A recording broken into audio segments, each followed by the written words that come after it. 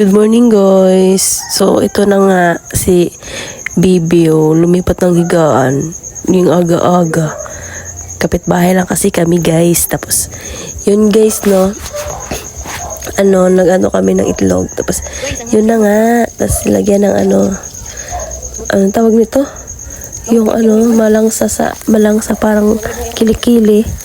Tapos nilagyan ko ng magluluto kami ng sisig guys. Tapos nilagyan ng itlog na yung sisig namin guys at minahalo-halo na guys para masarap. Tapos yun, lagyan ng asin, ginisa mix, tsaka itlog na toppings niya para masarap. Tapos yan guys, mikos-mikos. Nagkakape na yung isa guys para gising talaga yung mata niya. Kasi kanina himbing-himbing ng tulog, ginising ng sa isa dyan. Tapos ilagyan ko na ng green. Ayun, sayo kami guys. Oh ha? So ito guys, no? Kinain na at kakain na kami ng almusal. So, hello! Kain na na!